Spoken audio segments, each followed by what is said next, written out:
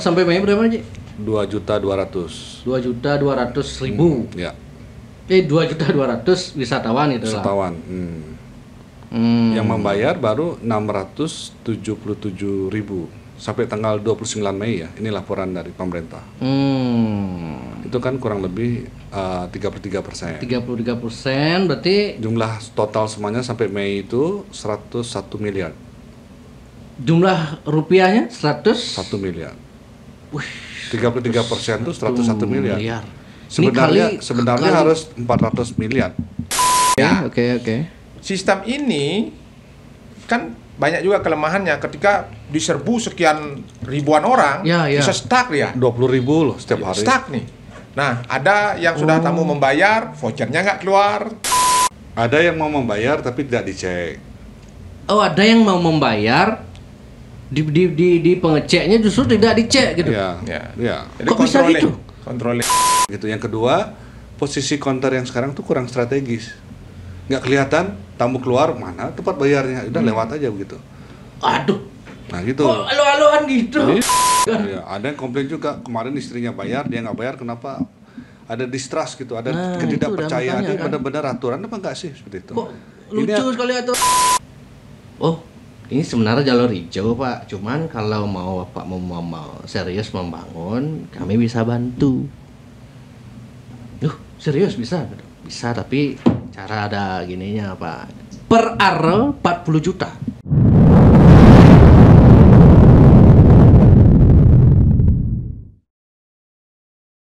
Om Swastiastu. Om Swastiastu. Wih, niki tiang kedatangan narasumber top niki mungkin niki. Pertama, Bapak Ida Bagus Parto Adnyana yang sudah sering datang ke Jak Bali, atau Pak Gus Agung dan kenal juga. Niki Pak Gus Agung masih ketua Gabungan Industri Pariwisata Indonesia. Bali. Jadi semua usaha-usaha pariwisata di Bali ini ada di bawahnya GIPI kan, sebagian besar lah ya. Kemudian Bapak Winastre, Bapak sudah Putu Winastre kan Pak Bapak Ketua Asita Bali. Ini Asosiasi Biro Perjalanan Wisata itu Pak Ya. Bapak ketuanya berarti Pak Betul. Wih niki kepala-kepalanya langsung nih. Mudah-mudahan pesuapi nih podcast ini. Menyala gitu kan, jadi sedang tren Pak ya. Tapi kondisi pariwisata kita sedang menjadi sorotan juga nih Pak. Nah kalau tiang mikir secara bebelogan lah istilah, secara sederhana aja. Kalau cita-cita pemerintah kita di pusat atau di Bali itu ingin meningkatkan jumlah wisatawan di Bali, kemudian dengan jumlah wisatawan yang segini aja udah babak belur, seperti tidak bisa mengatur kewalahan lah istilahnya gitu. Nah kemudian dia juga tertarik membahas pungutan wisatawan asing ke Bali sampai berapa gininya. Perkembangannya nih kan, dan apakah sudah berjalan atau bagaimana. Kemudian masalah Bali juga sedang diterpa isu Bali dijajah turis kan. Mungkin siapa yang mungkin Haji Gus Agung juga dulu gimana sih kalau dari GIPI mengenai situasi pariwisata di Bali nih Ki. Kemarin sempat mengadakan acara aja ya. Acara apa nih Ki? Asita yang ada. Sakira. Asita ngajakin Bang Asita mengundang berbagai narasumber. Salah satunya Pak Dewa Paguluna, Pak Demer, Sumarjaya Lingge, Pak Nyoman Parte, kemudian Pak Kadis Perwisata. Ya. Terus Pak ada lagi ya? Pak Agung Suryawan sebagai akademisi dan Pak Trisno pengamat ekonomi. Itu mungkin nanti kita singgung dikit apa yang dibicarakan, informasi apa yang dapat. Nah, mungkin aja dulu Pak Gus Agung. Terima kasih Win. Tapi niki kondisi Bali ini Ji. Kebetulan saya ngajak Pak Putu Nastra sebagai ketua Asita biar balance gitu, biar nggak hanya GP aja sendiri maju karena kita agak dekat adalah anggota kebersamaan tarik ya aja. Kita bersama biar kita kelihatan kita apa namanya inilah kompak dalam menyuarakan pariwisata gitu, biar tidak kesannya hanya kita aja sendiri di GP, padahal memang anak-anak kita harus ajak gitu, stakeholder juga kita harus ajak. Nanti kita giliran lah GP dengan hari ini dengan Asita, nanti mungkin dengan PRI dan yang lain sebagainya gitu. Secara umum perkembangan pariwisata kan secara jumlah ya trennya nih bagus, dari Januari bagus naik semua secara jumlah dan apa namanya sudah pasti dampak selalu kan ada positif ada negatif.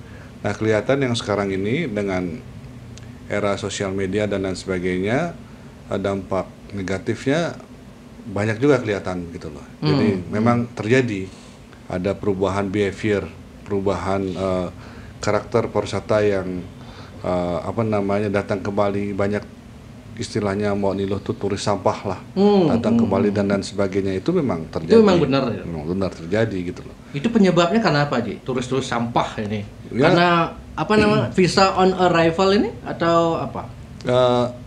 Mungkin salah satunya adalah karena mereka melihat apa namanya peraturan di Bali, menganggap di pikiran mereka ya Bali itu seperti free, bebas, welcome dan lain sebagainya.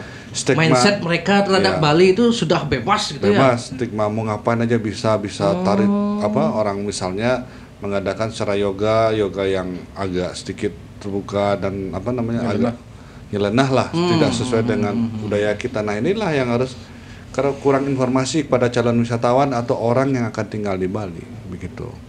Dan juga menurut saya kenapa mereka berbondong-bondong ke Bali sekarang, karena mereka secara ekonomi mereka kan sudah bisa work from anywhere sekarang. Jadi mereka penghasilannya euro atau dolar gitu, tapi living cost-nya di Bali. Living cost-nya Bali gitu, yang murah dan lain sebagainya. Begitu itu penyebabnya mereka juga datang ke Bali gitu. Dan ketiga, law enforcement-nya kita ini menurut saya masih perlu ditingkatkan gitu loh ya. Sudah saatnya kita tadinya yang mengeluh-elukan setelah pandemi ini wisatawan sudah harus mulai melihat bahwa memfilter sedikit. Harus ada keseimbangan, ini dampak positif dan negatifnya. Jangan sampai dampak negatifnya yang lebih banyak kelihatan di mana-mana begitu. Nah ini mau nggak mau nanti akan menurunkan juga citra Bali. Kok setiap hari ada problem, ada masalah Bali ini ya. What's wrong with Bali? Apakah Bali baik-baik saja atau gimana? Nah itu. Jadi kita harus semuanya, industri, masyarakatnya, medianya, sama-sama ini harus membalikkan lagi posisi Bali itu seperti apa begitu. Kita harus duduk bersama lagi lah. Itu. Kata waktu saya ngundang Moloh Jelantik di sini, saya tanya Moloh, apa sih penyebab? Apa benang merahnya di mana nih Mbak? Kalau mau memperbaiki di pintu masuk katanya. Jadi saya tambahkan lagi ya. Nah itu. Dulu di imigrasi, do and don'ts itu udah nggak ada lagi sekarang. Tapi sekarang udah nggak ada. Tapi disiarkan secara visual dan lain sebagainya. Kurang lah menjadi eye catching itu buat wisatawan. Saran saya dibalikan lagi, do and don'ts itu diselipkan di paspor mereka saat di imigrasi. Begitu. Atau mungkin itu cuman diselipkan seperti orang mengasih brosur-brosur motor, mobil itu kan? Betul. Itu di kantong atau entong kan mungkin begitu. Dulu kan sempat ini ribut dulu kan sempat, setelah itu turun kan. Salah satunya adalah karena ada penyelipan do and don'ts itu. Jadi wisatawan tuh paham kok apa yang bisa dilakukan, apa yang tidak bisa dilakukan. Tidak boleh pakai helm, tidak boleh. Wisatawan ini kan berganti terus, Win. Itu menurut saya dilakukan lagi gitu loh. Do and don'ts itu diselipkan aja. Oh gitu berarti loh. Itu sudah tidak dilakukan lagi? Dilakukan tapi dalam bentuk lain. Dalam bentuk misalnya yang sekarang apa dilakukan? Visual di layar dan lain sebagainya. Jangan nggak semua orang bisa melihat itu. Oh iya, apalagi baru turun di bandara itu kan udah kredit apalagi kan? capek dan lain sebagainya. Ngantuk ke toilet lalu nganti yang barang itu kenyal. Itu saya dengar dari Pak Kadis sendiri, semenjak dicabut udah nggak ada itu lagi, terjadi lagi hal-hal seperti ini gitu. Mungkin itu salah satu solusinya, kembalikan lagi, diselipkan lagi. Dari saran dulu pemerintah zaman dulu gubernur yang dulu kan mewajibkan itu diselipkan di paspor. Mungkin harus dibalikin lagi karena wisatawannya kan berganti. Begitu. Mungkin di paspor bukan ini kertas apa nih? Oh dari pemerintah. Oh ternyata nggak boleh harus pakai helm, nggak boleh pakai motor dan lain sebagainya. Di situ disebutkan kan do and don'ts itu. Nah sekarang mungkin ya kembali siapa yang mencetak dan lain sebagainya. Kalau memang kita ngerombo gitu ya, dikerjasamakan bersama-sama, saya pikir kita bisa kan carikan itu sponsor kok dan lain sebagainya. Itu nggak susah sebenarnya, cuman harus diseriuskan begitu. Apakah misalnya Do and don'ts ini diterapkan terlalu ketat, misalnya itu akan justru mempengaruhi keinginan mereka datang ke Bali? Enggak, saya yakin itu udah kesepakatan kita kok sama pemerintah. Jadi kan SOP-nya sesuai dengan masalah kan. Gitu. Apa dan itu orang sudah paham. Orang berwisatawan itu di negaranya juga lebih ketat kok. Gitu. Jadi karena stigma bahwa Bali itu free itu aja yang harus kita. Jadi misalnya di situ disebutkan seperti orang ke Besakih kemarin kan ada wisatawan nggak hanya pakai bikini gitu. Di do and don'ts itu disebutkan pasti kalau kamu masuk pura harus dalam keadaan bersih dan berpakaian adat. Gitu. Disebutkan kok di do and don'ts itu. Ya, mengenai karena terus wisatawan juga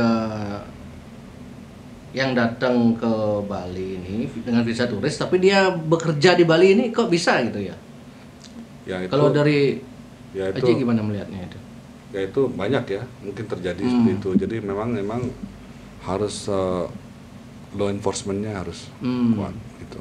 Harus law enforcement aja itu. Ya. Jadi bagaimana caranya dari sistem pelaporannya, ada yang mungkin tidak memegang visa kerja tapi bekerja gitu. Do and don'ts-nya disebutkan kok, dilarang keras bekerja. Kalau kamu memegang visa turis disebutkan kok. Begitu. Jadi di sana sudah ada sebelumnya. Ada. Kalau kamu membuka usaha atau bisnis di Bali dengan visa turis akan ada karena melanggar ini. Itu udah ada. Atau mungkin nggak dibaca itu ya? Nggak, karena nggak disebarin aja lagi atau tidak ini. Itu saran saya sih dibalikin lagi. Siap. Nah mengenai pungutan wisatawan ini juga menarik saya dapat info dari Haji katanya baru 33% wisatawan ya dari jumlah ini, dari jumlah yang datang baru 33% yang membayar. Yang membayar atau yang mau bayar atau gimana itu Haji? Kan kita wisatawan sampai bulan Mei kita ada 2.200.000 lah. 33%-nya yang membayar levy. Berapa sampai Mei berapa Haji? 2.200.000. 2.200.000. Ya. 2.200.000 wisatawan itu lah. Wisatawan. Yang membayar baru 677.000 sampai tanggal 29 Mei ya. Ini laporan dari pemerintah. Itu kan kurang lebih 33%. 33% berarti jumlah total semuanya sampai Mei itu 101 miliar. Jumlah rupiahnya 101 miliar. 33% itu 101 miliar. Sebenarnya harus 400 miliar. Wih, gila ya. Baru berapa bulan nih dari Januari ya? Februari 14. Maret, April, Mei, Juni. Berarti sampai Mei 29. Berarti baru 3 bulan. 3 bulan aja udah segitu ya? Kecil nih, Win. Kalau kita full kan bisa 300 sampai 400 miliar. Nah, itu dah makanya. Jangan dilihat 100 miliar yang besar. Potensi kita tuh 400 miliar. Begitu. 400 miliar? Ya.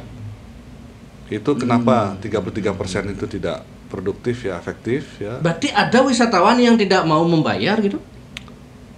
Cara penggunaannya yang kurang efektif. Berarti mereka ya, misalnya anggaplah saya kita kedepannya kan pingin pre-flight dari negaranya sudah membayar gitu loh, kayak orang ngurus visa gitu. Oke. Dan harus seamless. Jangan sampai mereka dicek lagi, macet lagi dan lain sebagainya di airport gitu. Ya. Kendalanya mereka tidak mau membayar, caranya terlalu ribet atau lama mungkin, atau memang mereka nanti Pak Putu ya. nambahin jelasin ya, karena beliau sendiri tuh yang langsung direct contact sama wisatawan yang ada yang siap membayar tapi nggak diminta dibalikin lagi duitnya seperti itu. Ada yang siap membayar gimana? Travel agentnya sudah bawa uang siap membayar itu tapi karena tidak diperiksa akhirnya tidak jadi membayar lagi seperti itu. Gitu. Nanti Nah, silakan, mungkin Pak silakan, Putu Om. Ya. dari Ketua Sita Bali mungkin bisa menjelaskan gimana kondisi di lapangan terkait dengan pemungutan wisatawan ini, Pak. Ya. Oke. Makasih Beli Erwin sudah diundang di sini di Jag Bali. Ya, saya sebagai Ketua Sita yang memang membawahi Biro Perjalanan Wisata yang ada di Bali, ya sekarang jumlahnya sekitar 457 BPW Biro Perjalanan Wisata dan 12 associate member ya. Associate member itu adalah industri-industri yang terkait dengan pariwisata tetapi tidak Biro Perjalanan Wisata. Nah, seperti misalnya cruise dan sebagainya. Nah, cukup menarik tadi Bli Erwin menanyakan kepada ketua kami Pak Gus Agung terkait dengan wisatawan turis menjajah Bali ini gitu ya. Bali Jadi dijajah Bali, turis. Bali gitu. dijajah turis gitu ya. Sebenarnya kalau saya tarik ke belakang adalah memang ketidaksiapan kita Bali dan pemerintah utamanya di dalam mempersiapkan dasar hukum ataupun payung hukum terhadap wisatawan-wisatawan pasca COVID. Karena pada saat COVID sendiri kan kita berteriak-teriak untuk meminta working from Bali, ingat nggak itu? Work from Bali gitu kan. Betul. Nah, ketika sudah COVID selesai kan payung hukumnya nggak ada. Seperti apa kalau memang sudah ada di Bali kan begitu. Jadi kadang-kadang kita selalu meng-appoint sesuatu yang sudah terjadi tetapi kita lupa apa yang sudah kita lakukan gitu ya. Padahal kan wisatawan bisa aja bilang, "Oh, lah kan kamu yang teriak-teriak minta saya datang ke Bali." Ya, sekarang kok kamu masalah ya, kan gitu jadi jadinya. waktu COVID itu kan kita semua ayo datang ke Bali, bekerja dari Bali, kita nomad, digital nomad dan sebagainya kan itu pada saat itu. Tetapi kan kita tidak mempersiapkan aturan hukumnya setelah itu. Dan kemudian yang selanjutnya adalah memang di sini peran semua pihak, baik pemerintah, stakeholder pariwisata, masyarakat ini memang menjadi satu kesatuan semestinya untuk menata Bali ini, terutama pariwisata Bali. Tetapi kan lagi-lagi bahwa pemerintahan ini kan otonominya ada di kabupaten kota. Sehingga otonomi kabupaten kota. Ya, sehingga masing-masing kabupaten kan mempunyai kebijakan sendiri-sendiri. Yang harapan kami sebenarnya di industri pariwisata memang Bali ini harus ditata menjadi one island, one management. Jadi satu pintu. Di provinsi saja nggak ada wali kota, nggak ada bupati lain-lain gitu berarti. Paling tidaknya pengawasan perizinan dan pengawasan ada di tingkat satu. Di tingkat satu, khususnya untuk pariwisata. Khusus gitu untuk ya. pariwisata. Sehingga kan sekarang faktanya kan kesenjangan sangat luar biasa. Ada kabupaten yang kaya sekali, ada yang kabupaten yang memang dalam kondisi ini ya boleh dikatakan masih sangat di bawah. Ini kan kesenjangannya sangat luar biasa. Ya syukur-syukur misalnya bupatinya Bares, kalau tidak Bares bupatinya kan tidak bisa berkembang. Nah padahal jangan lupa bahwa ada satu kabupaten sebagai penyangga pariwisata yang dulunya tidak diizinkan untuk membangun hotel-hotel berbintang 5 misalnya, seperti Bangli misalnya sebagai daerah penyangga air misalnya. Kan ini bermanfaat untuk ke Bali secara keseluruhan, tetapi kan nyatanya Bangli paling kecil dari sisi PAD-nya untuk pariwisata. Nah, oleh karena itu memang kami harapkan pariwisata itu memang diatur menjadi satu kesatuan di Provinsi Bali. Ya. Nah, kemudian terkait peran kami di Asita, sebenarnya Asita ini sebagai lokomotif pariwisata Bali, di mana Asita ini memang tidak kelihatan sebagai frontliner, tetapi faktanya kami ini sebagai juru masak sebuah paket tur yang ada yang kita jual kepada wisatawan tidak hanya Bali tetapi seluruh Indonesia. Oleh karenanya Asita Bali ini kita juluki sebagai ambasador promosi pariwisata Bali dan Indonesia.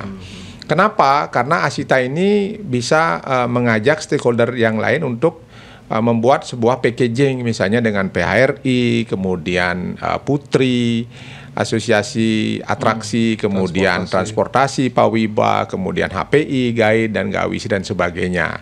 Nah, di dalam perjalanan sebelum pada tahun 90-an kami ini kan disanjung-sanjung bahwa kami salah satu organisasi dan industri yang bisa mendistribusikan, mendatangkan wisatawan ke Bali dan ke Indonesia. Tetapi di zaman digitalisasi ini, kami sekarang dianggap sebelah mata. Ya, kenapa? Karena dengan digital orang dengan mudahnya berinteraksi dengan calon-calon wisatawan yang datang ke Bali. Walaupun dalam perjalanannya tidak sedikit masalah yang ditemui dengan adanya digital ini. Kenapa? Karena wisatawan yang datang ke Bali ini secara langsung tidak ada yang menangani, dia berkomunikasi dengan mesin. Akhirnya kan permasalahan ini muncul. Tetapi kami, Asita ini, anggota kami yang membawa, mengajak tamu datang ke Bali ini kan dari airport sampai balik ke airport kan kami bertanggung jawab. Belum pernah ada wisatawan yang dihandle oleh Biro Perjalanan ini bermasalah. Ada nggak yang Erwin temui? Pasti yang bermasalah itu adalah yang memang datang dengan sendiri-sendiri kan? Oh, berarti WNA yang berulah-berulah di Bali ini mereka kebanyakan yang backpacker itu single traveler. Single traveler. Ya, ataupun independent travelers. Dia sendiri-sendiri jalan gitu. Tidak ada yang mengawasi dan sebagainya. Tapi kalau kami di Asita, kami dengan HPI-nya, jadi kemana-mana sesuai dengan etikanya lah gitu, dengan aturan-aturan yang sudah kita siapkan kan begitu. Nah, selanjutnya adalah ke depan ini agar pemerintah juga menguatkan organisasi-organisasi pariwisata ini. Karena kami kan sudah dipayungi dengan Perda 5 tahun 2020, kemudian Pergub 28 2020 tentang tata kelola pariwisata Bali, di mana salah satu pasalnya adalah wajib menjadi anggota asosiasi. Nah, ketika wajib menjadi anggota asosiasi kan di sini ada sanksi kalau yang tidak menjadi anggota asosiasi. Kemudian selanjutnya anggota asosiasi ini kan wajib mendapatkan privilege atau kekhususan di dalam menangani atau melayani wisatawan ini. Contoh misalnya ketika anggota Asita ini mengunjungi sebuah destinasi ataupun objek wisata, kan harus mendapatkan harga khusus. Seperti misalnya ke Uluwatu, ke Besakih misalnya. Tapi faktanya kan kami tidak mendapatkan apa-apa. Sama saja dengan yang single traveler itu. Ujuk-ujuk dia datang sekali, bayarnya 50.000. Tapi kami Asita yang bisa mendatangkan wisatawan 1.000-2.000 orang dalam 1 bulan, sama mendapatkan harga 50.000. Ini kan tidak fair. Ya, kalau memang dasar hukumnya adalah perda retribusi dari masing-masing kabupaten, hendaknya harus ada sinkronisasi antara kabupaten dengan provinsi. Inilah yang makanya kami di GIPI Bali mempunyai pemikiran kenapa tidak sekalian saja kita dorong supaya pariwisata Bali ini memang ada di provinsi.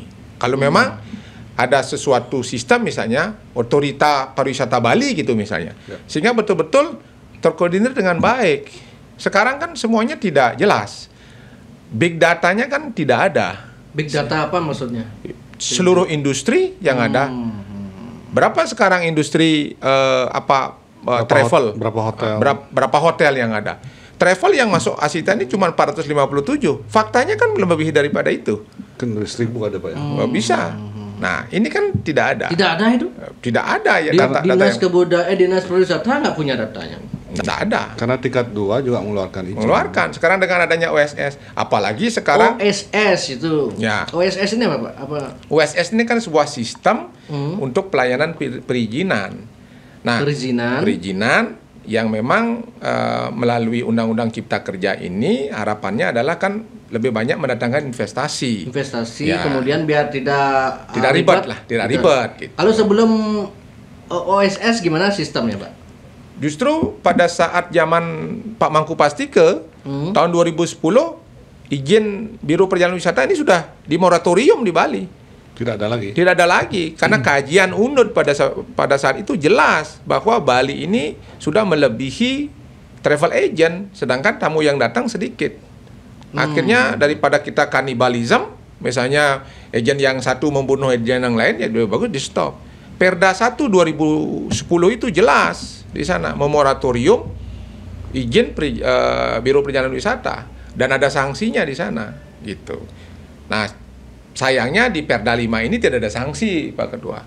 Nah, harapan kami ke depan justru izin pada saat itu sebelum moratorium itu di Erwin, izin Biro Perjalanan Wisata ini dikeluarkan oleh gubernur melalui Dinas Pariwisata Bali. Ya. Karena memang BPW ini kan kerjanya lintas provinsi, lintas negara. Kita membawa orang asing. Kalau sekarang dengan OSS ini, itu kan di kabupaten keluarnya. Dengan OSS ini keluarnya di kabupaten. Di kabupaten. Gitu? Karena dianggap BPW travel agent ini adalah berisiko rendah. Nah, saya kurang tahu juga, sempat kami tanyakan kepada kementerian, karena memang ada tim yang menyampaikan itu bahwa travel agent ini adalah risiko rendah, mungkin karena tidak terlalu banyak modal dan sebagainya. Maksudnya ini bahasa-bahasa ini biar netizen juga paham. Risiko rendah itu maksudnya gimana? Risiko rendah itu adalah tidak terlalu mungkin banyak permodalan, kemudian gampang untuk dilaksanakan, ya. Dianggap tidak berisiko lah. Tidak berisiko. Tetapi faktanya travel agent ini kan mempunyai tanggung jawab yang besar. Lintas negara. Lintas negara itu satu. Yang kedua, contoh misalnya, ketika travel agent ini membawa wisatawan ke sebuah destinasi, ke sebuah objek ini, akhirnya rusak objek itu dan kemudian di blacklist, objek itu tidak dikunjungi lagi oleh wisatawan, itu kan risikonya besar sekali. Nah, inilah kemudian kami perjuangkan bersama pemerintah Provinsi Bali. Waktu itu kami sudah diskusi dengan Pak Kadis Parda, Pak Cok, agar tingkat risiko BPW ini dinaikkan menjadi risiko sedang. Ketika menjadi risiko sedang, ada involvement pemerintah di sana untuk memverifikasi. Misalnya Bli Erwin nih mau membuat travel nih, benar nggak Erwin ini punya kantor? Benar nggak Erwin punya staff? Benar nggak Erwin ini punya market? Sekarang kan tidak. Bebas. Kantornya di mana nggak tahu, karena tidak ada memverifikasi. Jadi orang luar banyak yang bikin travel juga gitu. Oh, orang makanya, luar? Iya. Makanya banyak guide orang luar jadi guide di pura dan lain sebagainya. Itu salah satunya action. Justru sekarang travel agent ini banyak diambil alih oleh orang asing karena dengan OSS itu. Gitu.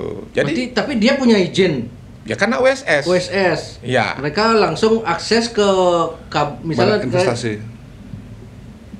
Anggaplah konkretnya itu misalnya kalau nih WNA nih, dia mau ngurus izin. Ya, kemana? Kalau OSS kemana? Langsung online. Online. Oh iya, dengan internet itu langsung. Internet? Iya. Kalau apa namanya? Tanpa harus melalui birokrasi tidak dimanapun dia gini. Selama PMA dia.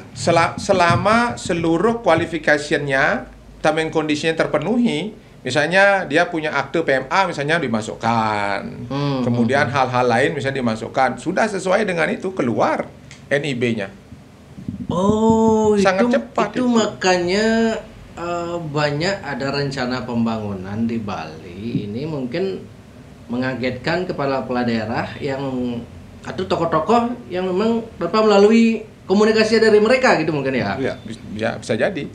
Ada misalnya ada apartemen gitu ya. Ada nggak contoh di Bali misalnya sudah ada contoh kasus real tiba-tiba ada pembangunan bupati atau wali kotanya atau gubernurnya nggak tahu gitu? Ada di Sanur kan seperti di Sanur. Gimana itu Ji? Ya ada apartemen gitu pakai sistem OSS seperti ini tiba-tiba itu keluar saja gitu. Apartemen apa itu Ji? Kita nggak bisa sebut sini. Oh ya nggak usah sebut nama apartemen. Oh, jadi dimiliki orang asing, PMA lah, PMA, jadi seperti itu. Jadi mereka secara legalitas legal, cuman masyarakat banyak yang nggak paham di situ bahwa merusak ekosistem atau bukan merusak ya, mungkin tadinya kita yang Sanur yang tenang, serenity dan lain sebagainya tiba-tiba berubah jadi lebih kayak ibu kota gitu loh, tiba-tiba kemacetan terjadi dan lain sebagainya.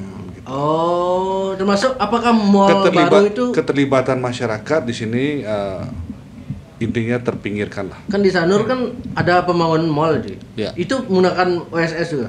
Mungkin salah satunya seperti itu. Tapi itu dalam negeri itu ya. Oh, itu orang lokal punya ya. Lokal punya. Ya. Oke. Nah, misalnya berarti itu sistem itu tidak melalui Ada plus minusnya, saya bilang. Ada bagusnya, secara investasi mungkin lebih cepat, tapi ada ekses negatifnya juga banyak. Begitu. Untuk Bali ya, yang kita harus mencari keseimbangan di sini terlalu cepat, Win. Terlalu cepat kita lihat ekses negatifnya kelihatan lebih besar. Nanti Bali yang airnya terbatas, hanya sebuah pulau, mengandalkan hanya budaya dan lain sebagainya, jadi terlalu heterogen gitu loh. Kasihan. bukankah justru katanya kan ada perspektif yang berbeda kan. Mungkin itu Mungkin di luar dipermasalahkan oleh- Bali, mungkin di luar Ya. Bali itu efektif. Tapi untuk kita di Bali malah kita kan karena it's very hard to stop selling Bali. Susah untuk tidak menjual Bali karena di Bali itu destinasi Ya. dunia kan. Nah. The only satu-satunya ini harus dijaga betul. Makanya tadi pemikiran kita masyarakat Bali sudah 52% pendapatannya dari pariwisata ya 140 triliun itu, jadi benar-benar harus dijaga oleh siapa ya, dari kita sendiri, pemerintah dan masyarakatnya. Kalaupun memang ada perizinan keluar, bayar dengan mahal. Kan begitu. Ya, Justru jangan dimudahkan.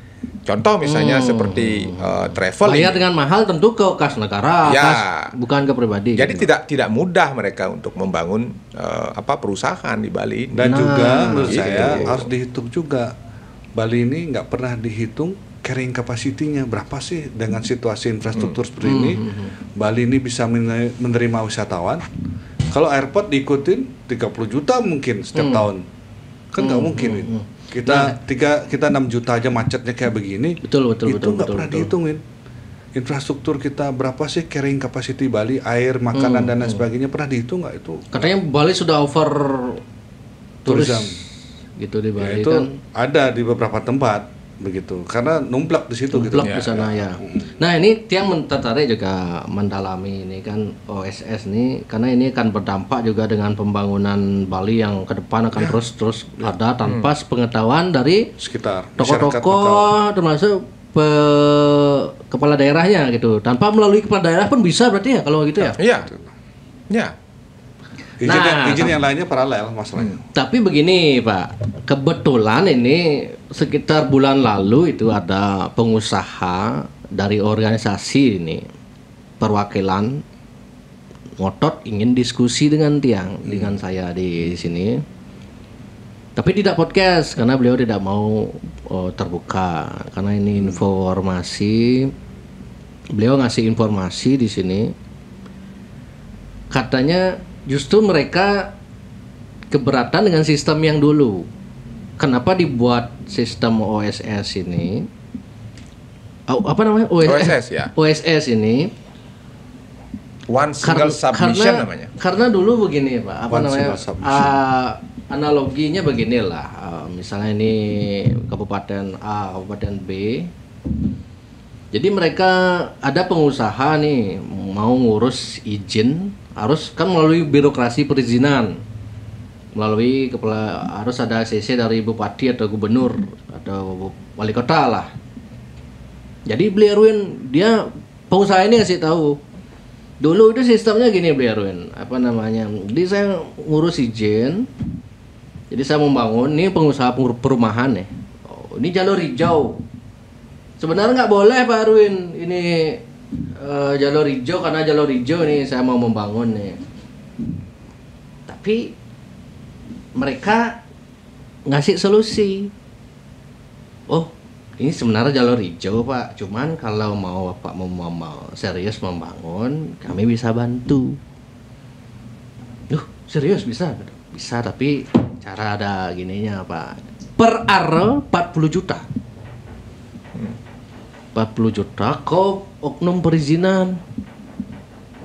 Itu nggak masuk ke kas negara, kas daerah, Pak. Ke pribadi. Jadi pungli-pungli dari perizinan, terus tata ruang oknumnya. Katanya saya tanya, apakah kepala daerahnya yang dapat itu ya dibagi biar. Misal satu warung 40 juta, 30 juta. Ini misal membangun sekian hektar. Berapa dapat itu? Makanya Bupatinya tahu nggak? Bupatinya. Iya kan harus ada SCC bupati beliau. Berarti sampai duitnya ke bupati itu. Oh gitu ya dulu ya. Aduh. Saya nyoba nih waktu OSS baru keluar, saya coba nih langsung urus izin cepat beliau. Oh masa gitu? Cepat langsung bisa, saya segera urus itu, cepat keluar. Tapi sekarang ini namanya maling itu Pak Erwin, lebih pintar dia. Sekarang lagi kena justru lebih besar, gitu. Jadi ada fenomena gitu juga Pak. Jadi dibuat OSS karena kalau nggak ada oknum-oknum yang nakal ini mungkin bagus tanpa OSS di Bali. Nah salahnya kan ini ada kasus nih, Bondesa Barawo 10 miliar minta duit Pak untuk pribadi. Nah, begini. Nah, gimana caranya itu dengan kondisi begitu Pak? Begini Beli Erwin. Justru yang kami maksudkan di sini kan ada jenis-jenis usaha dengan tingkat risiko rendah, sedang dan tinggi. Nah, jadi kalau kita berbicara risiko rendah, yang seperti saya sampaikan tadi, travel agent ini risikonya rendah karena dianggap tidak berisiko, sehingga itu cepat tanpa ada keterlibatan pemerintah di sana untuk mengassessment dan sebagainya. Tapi cuman pengawasan. Tapi lagi-lagi ketika kita berbicara pengawasan, budget tidak ada dan sebagainya. Nah, dan makanya orang luar tuh bisa sendiri gitu. Jadi aksesnya. Jadi apa? Jadi orang luar ini kan melihat ketika celah dia membuat sebuah usaha, mana risikonya yang paling rendah, itu yang dibuat. Seperti tadi misalnya dia seorang properti. Ini kemarin kan waktu kami Asita Bali mengadakan Sakira yang tadi sampaikan itu, mengundang narsum itu, dia PMA ini. Dia bilang mau bikin properti, tapi ketika dicek dia cuma bikin rumahnya dia sendiri katanya. Keluarganya yang lakinya jadi direktur, istrinya jadi komisaris, anaknya jadi komisaris, begitu. Jadi WNA ini. Nah, itu clear disampaikan oleh narasumber kami kemarin. Nah, jadi ada hal-hal yang memang tidak baik juga gitu. Harapan kami ke depan adalah gimana caranya kalau memang saya setuju juga di Bali memang harus dipersulit juga, karena kan kalau terus dibiarkan kan akan gimana nih Bali ini kan. Tapi gimana caranya biar memangkas oknum-oknum yang mengambil celah ini Pak? Sebenarnya dia kan merusak juga kan. Oh sebenarnya nggak boleh, dibolehkan asal ada duit gitu loh. Ya menurut saya duitnya. Gimana itu caranya Bali kayak itu gitu? belum pernah ada blueprint. Di mana bisa membangun, tidak membangun usaha apa yang dibutuhkan Bali seperti itu belum ada, belum pernah ada. Makanya saran kita tadi masalah pengawasan dan perizinan tuh di tingkat 1 provinsi. Biar dibuatkan blueprint yang benar, jangan sampai tingkat 1-nya bicara begini, tingkat 2-nya bicara yang lain begitu. Akhirnya misalnya izin hotel. Padahal izin hotel dari zaman Pak Mangku Pastike juga disebutkan bahwa sudah moratorium. Tapi dengan otonomi tingkat 2 buka semua. Jadi seperti daerah sekarang ini buka semua. Jadi nggak ada, apalagi izin USS tambah buka lagi. Makanya pengalih fungsian lahan itu dari daerah pertanian ke masif sekali. Sangat masif, terutama di Tabanan. Di Tabanan masif sekali ya? Sangat. Nanti habis itu bisa. Tapi di OSS itu Lumba beras kan Pak Tabanan. Di OSS itu nggak ada syarat kalau saya akan membangun gini, tapi ini ada jalur hijau nih. Gimana? OSS nggak akan keluarkan izin atau nggak? OSS itu kan berlaku seluruh Indonesia. Belum tentu juga OSS itu paham daerah itu jalur hijau. Nah ini kan masalahnya kan. Ini menurut pemahaman saya Jadi selama dia sudah memenuhi persyaratan dengan risiko itu, maka otomatis kan dia diterima. Itu kan mesin yang menerima OSS Betul, itu. karena sistem yang bekerja bukan Iya, manusia bukan kan. manusia. Kamu ada ini, oh ini saya kasih, klik, dah nih. Oh, kamu mau ini, ada ini A B C D, oh saya lengkapi, tak tak tak tak, klik. Keluar. Udah Keluar ke sistem ya kan? Ya, sistem yang bekerja. Sekarang mana apakah dengan OSS ini bisa diperbaiki sehingga ada tambah-tambahan atau memang kembali ke sistem dulu? Sistem dulu kan kelemahannya itu pungutan-pungutan itu. Ya kombinasi aja. Kombinasi Supaya- harusnya kan. Jadi ada yang rendah, ada yang menengah, ada yang tinggi. Yang mana? Jadi kita Begitu dia dikategorikan yang mana begitu. ya. Dan kemudian harapan kami dengan adanya Undang-Undang Pulau Bali itu Provinsi Bali itu. Jadi ada satu aturan yang memang khusus mengatur pariwisata ini. Masa Pembangunan akomodasi Ya. dan lain sebagainya. masa turis levy ini bisa keluar, yang lain enggak? Turis levy ini bisa keluar kan dasar hukumnya salah satunya adalah kan Undang-Undang Provinsi Bali itu. Maksudnya Ya, Amburo, ini turis levy itu- pungutan turis ini. Oh, pungutan turis ini yang 150.000 ini bisa salah satu dasar hukumnya kan Undang-Undang Provinsi Bali. Undang-Undang Provinsi Bali. Ya. Nah, itu kembali lagi ke memberikan ke apa? Kewenangan kepada Undang-Undang provinsi. Provinsi Bali. Tadi Pak Putu belum menjelaskan ini kondisi kenapa baru 33% Ya, aja. begini. Karena kan ini aturan baru. Yang kedua, sistem kita akui bahwa sistem pungutan ini belum benar-benar proper. Maksudnya sistem Pungutan ini kan melalui cara mereka misalnya anggap saya mau WNA nih mau ke Bali. Bayar pakai apa sekarang?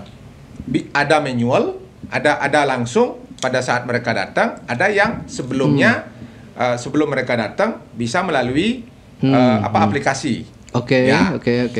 Sistem ini kan banyak juga kelemahannya ketika diserbu sekian ribuan orang, Ya. bisa stuck ya. 20.000 loh setiap hari. Stuck nih.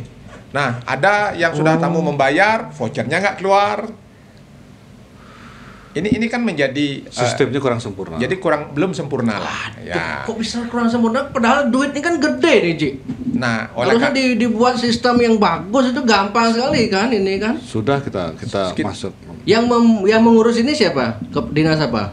Dinas Pariwisata Dinas Pariwisata. Kominfos. yang buat aplikasinya Kominfos. Kominfos. Ya. Padahal duitnya potensinya kan besar sekali. Tinggal keluarin duit 100 juta aja clear itu buat sistem aplikasi yang cepat gitu Ya, kan. itu udah kita kasih masukan sama mereka.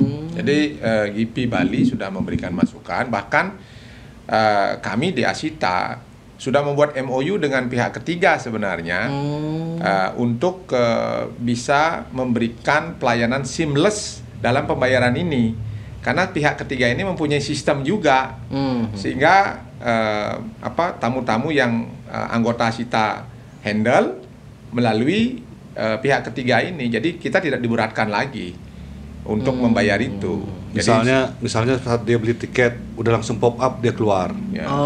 Anda harus sebelum paket membeli paket di Asita gitu.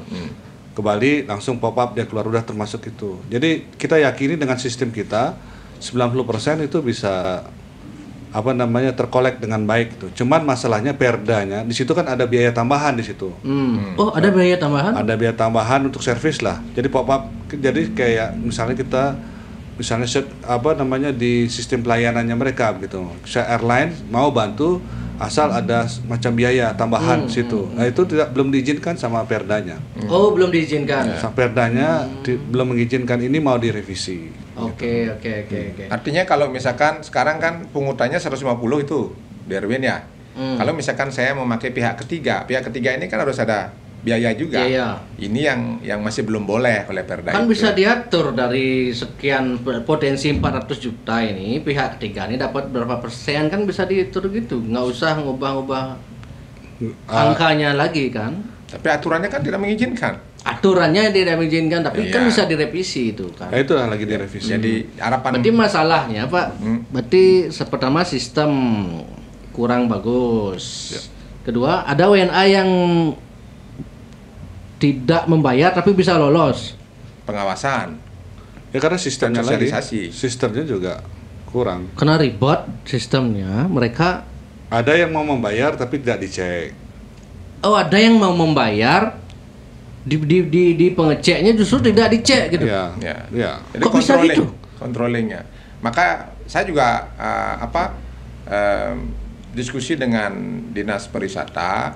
Sekarang yang orang yang incat di airport itu kan dinas pariwisata. Bisa Petugas yang di sana Petugasnya. petugas dinas pariwisata Iya. yang mungut. Iya. kasihan juga mereka karena kan dari sisi bahasa juga menjadi kendala kan begitu. Waduh, ini harusnya Ada sebenarnya ada 5 masalah dalam pemungutan PWA itu. Nah, apa aja nih aja?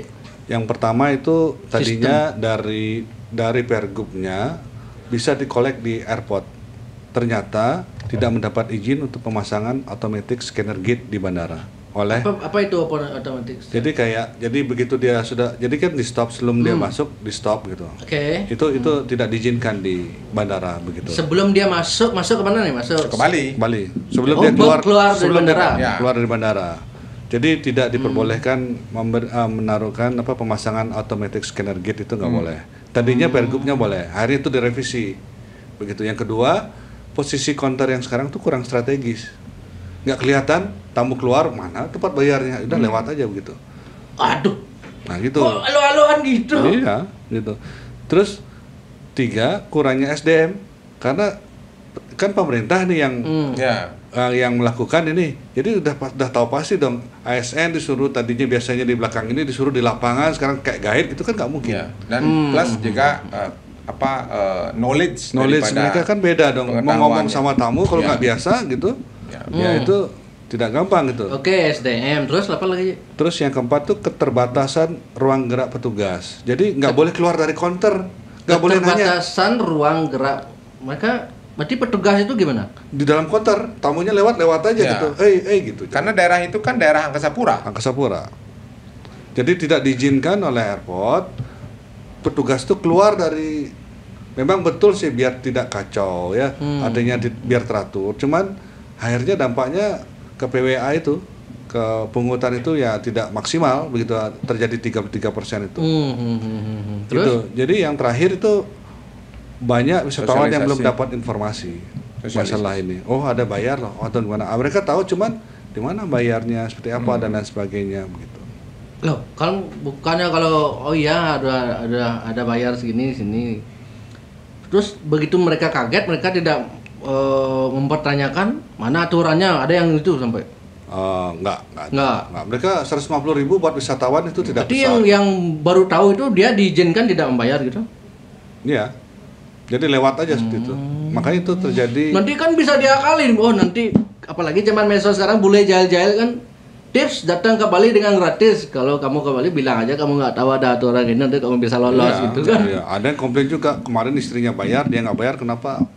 Ada distrust gitu, ada Nah, ketidakpercayaan. itu udah Ini makanya, kan. benar-benar aturan apa enggak sih seperti itu? Kok lucu sekali aturannya Ini gitu. harus segera dibereskan. Saya sudah sampaikan kepada pemerintah, Pak, ini harus segera kalau tidak itu terjadi distrust, Ya. ketidakpercayaan terhadap Perda begitu. Nah ini dah kan, padahal bagus ini potensi besar. bagus sekali. Dengan uang yang Tujuannya pun bagus. Iya. Celah korupsinya ada nggak ini? Itu kan masuk ke APBD semua. langsung masuk kasda itu, langsung Kas masuk daerah. kas daerah. Kas daerah dan Jadi masuk keluarnya APBD. lewat Kan ke bisa diakalin di lapangan. Gitu. lewat dinas masing-masing. Dengan masalah-masalah yang Aji Pak sampaikan tadi, menurut saya bisa diakalin di lapangan itu Pak. Jadi bilang aja pada WNA yang sekian yang nggak mau bayar, jadi dibuat pungutannya 50% atau nggak sampai 100% lah. Dibilang dibuat Nah, seperti itu cashless itu kok. Itu cashless dan juga dia harus dapat voucher. Ketika dia bayar kan dapat voucher. Itu nggak bisa duit cash gitu. Gimana cara mengetahui misalnya dari WNA ini yang datang ke Bali, mereka sekian itu tidak mau membayar atau kan nggak ada cara gininya kan? Di sanalah celah korupsinya menurut saya. Begini. Kalau yang tidak membayar ini seperti yang disampaikan oleh Pak Ketua tadi, satu karena mereka tidak tahu. Yang kedua, memang petugasnya seperti yang disampaikan tadi, ruang geraknya terbatas sehingga tidak bisa dicek. Misalnya ada orang lewat nih, kita tanya, did you pay the tourist levy gitu misalnya. Nah kemudian petugasnya nggak tahu bahasa Inggris, kan susah untuk berkomunikasi. Akhirnya lewat gitu. Apalagi misalnya petugasnya ya udah nggak mau ini. Itu udah maksud saya, nanti ke depan bisa aja kan diakalin. Sebenarnya WNA yang masuk ini sudah bayar 80% sebetulnya, tapi di dalam catatan dibayar baru membayar 30 atau 50%. Nanti lagi 30%-nya dikorup, kan bisa aja gitu kan? Dibuat data gitu. Bisa nggak dibuat gitu, bisa nggak? Kalau menurut pandangan saya tidak mungkin. Kenapa tidak mungkin? Karena ketika si wisatawan ini udah membayar, otomatis dia mendapatkan voucher. Oh, mereka yang mendapatkan voucher, dan voucher ini kan kalau ada pemeriksaan dia tinggal melihatkan itu. Memperlihatkan voucher. Jadi voucher ini kan terhubung dengan sistem itu dan otomatis itu. Jadi misalkan Erwin datang nih ke Bali, kemudian Erwin bayar. Ketika bayar mendapatkan voucher. Jadi kalau misalkan ada pengecekan, voucher itu kan bisa ini kan. Anggap bisa tidak ada pengecekan, maka otomatis voucher yang Erwin bayarkan sudah terdeteksi di dalam sistem. Terkecuali memang kecil datang misalnya Erwin bayar tidak ada tanda terima gitu, kemungkinan bisa seperti itu. Tapi kalau sekarang dengan ini tidak mungkin. Makanya dari 2,2 juta itu yang baru bayar 677 itu penyebabnya itu 5 hal itu tadi. Bisa aja nanti, kan menurut saya gampang itu mengatasi 5 hal itu. Masalah manajemen misalnya SDM, tinggal ganti, cari SDM. Masa pemerintah nggak bisa nyari SDM yang bagus? Karena aturannya memang belum, Pak. Bahkan ubah aturan segera kan. Kenapa dibuat ribet sekali ini gitu loh. Makanya kan itu kan harus berubah perda. Makanya kan itu makanya harus ada, kalau mau ini segera diselesaikan, segera revisi perdanya. Udah kita sampaikan. Yang berhak merevisi Pemprov kali? DPR dan Pemprov. Oh, jangan-jangan nih konspirasi nih, biarin aja itu. Nggak, kalau teman-teman gitu. dari yang lain udah setuju, cuman ini nggak tahu nih lambat ini. Kalau sampai lama ini prosesnya berarti ada udang di balai batu nih, mereka ini mau niat mau mengkorup duit ini nih itu. Mohon itu segera itu gitu. Jak Bali ini siapa sih kau sok-sok ngatur-ngatur ya. Kayak gini ya, yang butuh duit siapa ini? Enggak, artinya kan Edison jadi nak keras-keras menurutnya, Pak. Apalagi yang butuh duit kan pemerintah ini. Ya, yang butuh duit kita di industri bukan, kan Pak, membantu. bukan yang butuh duit pemerintah, Pak, tapi oknumnya itu. Oh, bisa nggak ditelah ini kan gitu-gitu kan. Gimana cara ngambil celah ini kan gitu, biasa otak-otak jadi birokrasi kan sekarang kan. Mudah-mudahan nggak begitu ya. Kita masih optimis lah. Mudah-mudahan di Bali ini. Makanya harus transparan penggunaannya itu nanti. Kita belum sempat ngomongin penggunaan loh. Baru pengkolekan aja nih. Cara mendapatkan itu banyak banget problemnya. Ada 5 hal tadi itu. Intinya harus berubah perda, revisi. Itu yang pertama harus dilakukan revisi. Harus cepat. Kalau enggak akan terjadi distrust. Kenapa nggak bisa cepat itu? Saya udah sampaikan ke Pak PJ semua dan Pak Sekdas, Pak ini harus segera Pak. Apa itu kok mau revisi tinggal rapatin dewan? Betul. Dan sekarang kan ada juga monitoring ke beberapa objek wisata dengan adanya banyak yang tidak bayar ini, Erwin. Jadi ada monitoring dari Dinas Pariwisata untuk mengecek kamu udah bayar apa belum. Gitu. Sebenarnya dengan langkah ini boleh dikatakan kurang pas juga. Kenapa? Karena kan yang tidak mau membayar itu kan bukan turisnya. Sistemnya yang kurang. Kan sistemnya yang kurang. Jadi sekarang misalnya turis ini jalan-jalan nih kemana ke Gua Gajah, Tampak Siring, di sana kita sudah kamu bayar udah bayar apa belum gitu. Kan kurang elok. Kurang elok kalau gitu kan. Nah itulah makanya pasti tanya di mana bayarnya, pasti begitu kan. Jadi kurang pas kalau kita melakukan monitoring di objek-objek pariwisata. Itu yang dilakukan sekarang. Pakai sistem bandara itu aja kan, bagus itu. Itu. Kalau kita nggak lolos ya nggak bisa lewat gitu. Kalau itu maksud kita pre-flightnya sebelum dia datang ke Bali diberesin dulu. Bekerja sama dengan kita di industri pariwisata. Hotel, Asita, airlines, OTE, semua dilibatkan. Di situ ada biaya tambahan. Ya. Itu yang belum diizinkan sama Perda, begitu. Kan tinggal ngerubah Perda, ayo secepatnya. Kalau enggak ya bakalan terjadi, gitu. Gitu. Paham ya? Itu. Ya, siap. Sampai di sana paham gitu.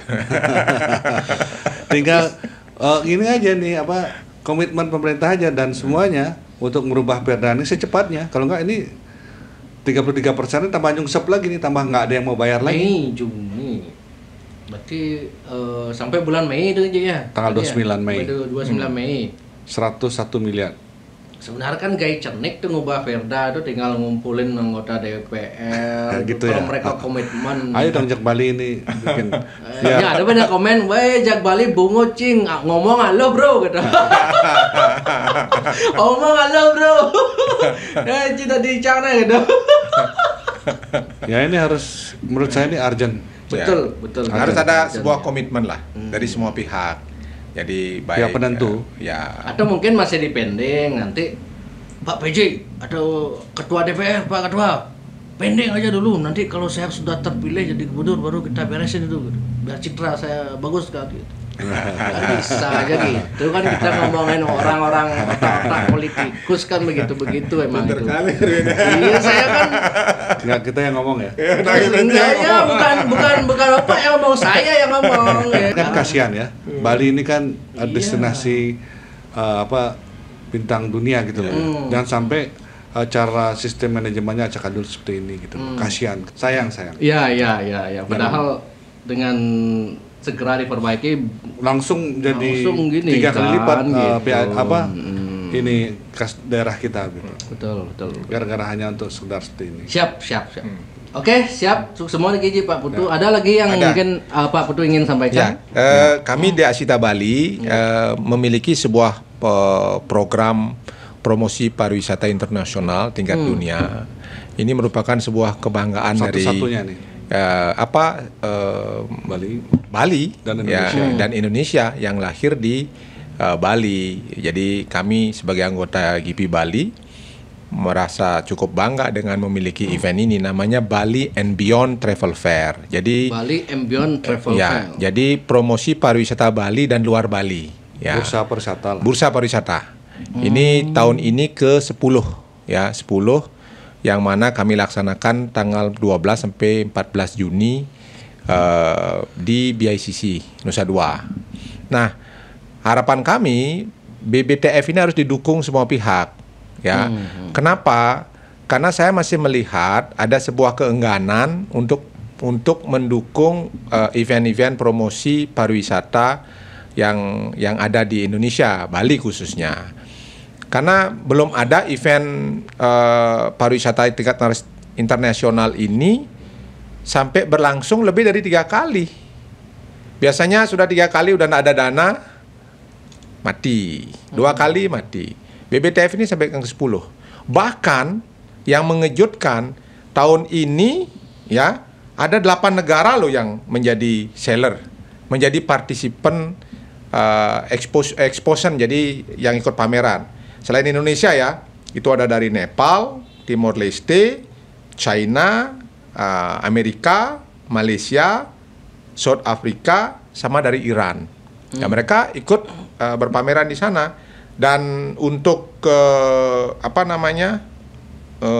provinsi ada 11 provinsi, Bali tentunya, terus DKI Jakarta, NTT, Jawa Barat, Jawa Tengah, Kepri, DIY, kemudian NTB, Kepulauan Bangka Belitung, Sulawesi Selatan, dan Kalimantan Timur. Dan buyer, artinya para TO yang kami undang itu ada dari 45 negara, sebanyak 370 perusahaan. Ini sangat luar biasa event ini. Jadi Kapan itu eventnya Pak? bulan Juni. Juni. Ya, Juni ini berarti? Juni ini, tanggal 12. Di mana lokasinya? Di Westin, di BICC Westin ya. Oke. Harapan kami event ini dibuka nanti oleh Wamenlu tanggal 12, kemudian ditutup oleh Pak Menteri Pariwisata Sandiaga Uno, Dan kami mohon kepada Pak PJ, Pak Gubernur PJ untuk membuka Trafex-nya. Karena ini sangat luar biasa sekali, Erwin. Dan bahkan dari event yang kita laksanakan ini, potensi transaksinya itu sekitar 469 juta US dollar. Rupiah berapa itu, Pak? Sekitar 6,7 triliun. Ini potensi market atau potensi transaksi. Perputarannya. Nah, potensi transaksinya. Transaksinya. Transaksi. Karena dari 370 tour operator yang datang ini kan memiliki segmen market yang berbeda-beda. Jadi kami hitung dengan seksama dan juga dengan data BPS. Nah, ini sangat luar biasa. Jadi jangan sampai BBTF ini ke depan malah tidak ada lagi. Jadi harapan kami provinsi, kabupaten-kabupaten yang ada di Bali ini bisa mendukung sebagai tuan rumah yang baik lah gitu. Jadi tidak ada lagi sampai saat ini belum ada event promosi pariwisata sebesar BBTF ini di Indonesia. BBTF. Ya. Jadi Gitu. kita sepakat Yang ya. membuat ini Asita. dari Asita Bali. Asita. Lahirnya di Asita, di Asita. Tapi Kami kita sebagai di Bali bersama. seluruh Kita stakeholder, ya jadi GP Bali juga menjadi bagian daripada event. Sebelumnya belum pernah ya? Ada beberapa, Jadi jadi kan tahun ke-10 ini. ya, Oh, ini tahun ke-10. Tahun ke-10. Oke. Ya, udah. Cuman komitmen dari pihak pemerintah dan kadang-kadang itu menganggap ini masih pandang sebelah mata gitu loh. Jadi kita di sini sengaja menggaungkan supaya benar-benar ini loh satu-satunya Ya. yang terbaik dan didukung oleh seluruh industri dan masyarakat Bali gitu. Biar ini benar-benar jadi kedepannya itu diseriuskan lagi gitu loh. Ya. Itu harapannya Pak Putu. ya. Dan buyer yang datang dari 45 negara ini kan sudah pasti menjual Bali karena mereka datang ke Bali. Daripada kita jauh-jauh datang ke luar negeri, belum tentu juga mereka menjual Bali kan. Kan ada event pariwisata yang banyak juga di luar negeri, belum tentu juga menjual Bali. Jadi yang mereka datang ke sini sudah pasti menjual Maksud Bali. Pak tadi 6 potensi market 6,7 6,7 triliun itu. 6,7 triliun itu kemana aja kira-kira akan siapa yang dapat itu kira-kira tuh? Tentu industri yang apa namanya yang bertransaksi yang di sana. Hotel. Jadi, Hotel akan dapat, Travel agent, agent, atraksi terus semua ya. Atraksi, destinasi Destinasi. kan cipratannya aja kan itu kan. Nanti kalau mereka lihat, kok Bali macet kayak gini, justru berdampak buruk Pak, bukan begitu? Nah inilah Nah, nanti Macet, kedepannya kita lagi Bali, mereka mempromosikan yang jelek justru kan teman-temannya. Jangan ke Bali lagi, macet parah, amburadul. Silakan Pak Ketua. Jadi Gimana nih, Kak? kita sebenarnya masalah manajemen aja pengaturan saja. Apalagi di Westin nih, daerah Bali Selatan, Badung kan. Jadi Macet parah sekali di sana. destinasi ini kita lagi atur bagaimana caranya. Ini kan bottleneck ya, mereka macet karena tiba-tiba datang di jam yang sama gitu loh. Misalnya ke Monkey Forest, Ubud gitu. Itu secara digital kita belum pernah ngatur gitu. Jam berapa sebaiknya Anda datang dan lain sebagainya. Misalnya Monkey Forest carrying capacity-nya setiap hari 5.000. Kita bagi jam-jam berapa bisa datang biar nggak numplak gitu loh. Gimana cara bagi gitu? Ji? Digitalisasi, Emang bisa gitu, Ji? digitalisasi. Sulit gitu. Di luar negeri biasa itu, Win. Biasa itu ya. Dan juga Kalau kita ke Kyoto atau bisa ke yang di Liberty lah atau apa misalnya yang di Amerika itu nggak tiba-tiba Erwin datang sana beli tiket, nggak mungkin Win 3 bulan yang sebelumnya udah sold out itu. Itu bisa diaturin. Jadi dia saya besok ke Liberty, waktu saya jam 11. Ya. Di situ saya cuma waktu Semua harus 2 digital. jam bisa. Ya. Itu yang belum ada di Bali bisa. dan bisa. juga jangan lupa bahwa kapasitas jalan di Bali ini Terbatas. tidak sama, terbatas dan tidak ada aturan yang khusus tentang mobil apa yang bisa masuk ke sana. Misalnya sekarang yang bus 60 seaters itu misalnya tidak bisa masuk ke sana, masuk juga ke sana, itu kan menjadi trigger macet juga gitu. Contoh kasus misalnya mereka ke Uluwatu nonton kecap macet pas jam-jam yang sama itu. Harus diatur jam berapa dia bisa nonton dan jam berapa dia datang. Memang prime time-nya sunset. Cuman tiketnya bisa dijual lebih mahal dan Gimana itu cara sebagainya. ngatur itu sulit itu kecuali memang ada gebrakan infrastruktur. Nah, kita enggak masalah ini aja kedatangan aja. Kita mengatur kedatangan. Kyoto kan kecil di Jepang itu, tapi bisa mereka ngatur tidak over tourism. Over tourism itu terjadi karena manajemennya kurang mengatur gitu. Cara mengaturnya dengan ya teknologi digital. Kami yakin bisa, Pak. Begitu. Itu dah dengan kondisi Bali yang sumpek di Bali Selatan. Terus jalan, apalagi dibuat jalan-jalan tertentu bahkan di dekat-dekat Puri itu masih ada jalan rusak. Mungkin perlu ada pembatasan begini, Beli Erwin. Jalan penyalatik gitu. Mungkin ada pembatasan umur kendaraan. Bisa jadi. Jadi pembatasan umur kendaraan, misalnya kendaraan pariwisata bisa beroperasi maksimum berapa, 15 tahun misalnya. Kemudian standarisasi. Jadi mobil pariwisata ini harus memakai label khusus. Sekarang kan tidak ada. Mana kendaraan pariwisata, mana kendaraan pribadi, mana kendaraan untuk online. Kan ini amburadul semuanya. Dengan gitu. zaman sekarang emang bisa begitu, Pak. Kan bisa orang bisa bisnis sendiri-sendiri ini. Nah ini law enforcement.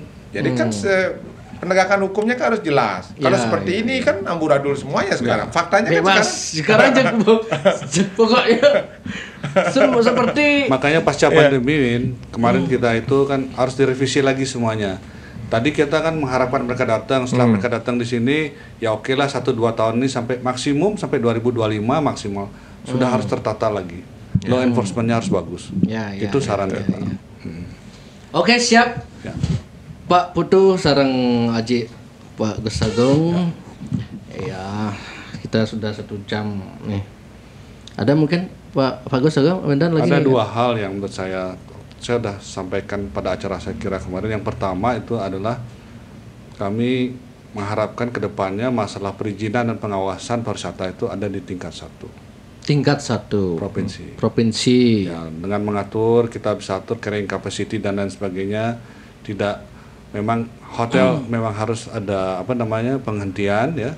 Tidak boleh dibangun hotel lagi suatu daerah. Itu yang melaksanakan biar tingkat 1 dan lain sebagainya. Gitu. termasuk Biro Perjalanan Wisata. Termasuk Biro Perjalanan Wisata juga. Kedua, ini kan wakil rakyat baru, saya harapkan kedepannya kita punya diwakil lah di Komisi 10 gitu loh. Sekarang ini sama Sekarang masih belum ada. Nggak ada. Komisi 10 yang mengurusi bidang pariwisata. Tidak ada, lucu kan? Ada, tapi bukan orang Bali, bukan dari Bali. Bukan yang tidak paham gitu. Jadi ada misalnya teman kita Pak Nyoman atau Pak Bli Demer kan komisinya dia lain 6 dia. Nggak bisa mengurusnya. Nggak bisa, hanya oke saya nanti kan sampaikan pada kolega saya seperti itu. Pasti gitu kan. Pasti itu. Pasti Mereka tidak menghindari mungkin ya. Yang nggak mungkin karena tempatnya kurang. kurang basah itu, Ji. Ya, paham lah. Begitu. Kan budget untuk masuk jadi DPR RI kan saya dengar tuh ada yang sampai 40 miliar itu. Gila. Mungkin cara yang sing balik cang di pariwisata cang bang masalah boleh aduh rot. Terus jangan abura di mana abura yang di dua hal itu di bidang otonomi tentang khusus pariwisata, terus kedua ini ada wakil kita di Komisi 10. Musim 10, aduh, ya ngeri sana aja nanti opak terus tengloh di lantai. Kena tugas nih. Oke, Ji, semua aja Pak Putu. Kita tutup ya, semoga Bali ke depan memiliki pemimpin-pemimpin yang memang komitmen untuk Tapi kita optimis ya. membenahi Bali gitulah. Ya, dan semoga siapapun itu entah Koster Giri, Raymandra Mulya gitu. Itu katanya yang sudah kelihatan kan. Nah, mudah-mudahan beliau nonton, pasti nonton lah. Kita dukung semua. Kita nanti tim setelah sukses. Sita ada Gipi kemana nih arahnya nih? Politik. Politik nih. Nanti kita Giri, GP Bali akan Koster membuat Giri atau Raymandra. Setelah pasti ya, kita mengundang. Oh gitu. Siap. Sebelum itu GP wajib membuat kontrak politik. Oh, betul. Siapapun Harus itu, calonnya yang menjadi gubernur, bupati, wali kota membuat kontrak politik terhadap pariwisata ini. Komitmen mereka terhadap pariwisata itu seperti apa gitu. Ya, saya siap mereka kan udah paham masalahnya macet, sampah. Gimana cara mereka menyelesaikan itu dua? Kami siap membuat kontrak politik asal mendapat sponsor dari GP dan Asita, Pak. Pasti gitu. Siap. Berapa sponsor? Pani Piro ya. Oke, sukses semua Niki. Sukses semua. Pak Agus, Pak Ya. Putu dan Aji kita Ya, tutup. sukses semua. Om. Om, santi.